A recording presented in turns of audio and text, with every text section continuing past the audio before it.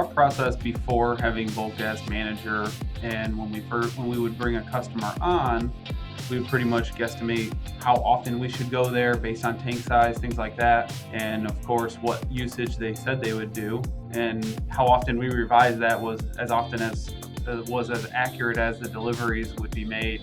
That, as you know, left us open to a lot of inefficient deliveries, not hitting customers when they were most empty.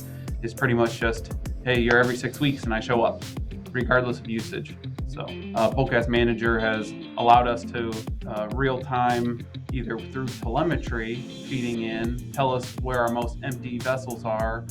So Bulk Gas Manager has improved our ability to hit the cylinders when they're empty. For us, we had a manual spreadsheet in Excel with like the last delivery dates and the quantity of the product that we delivered.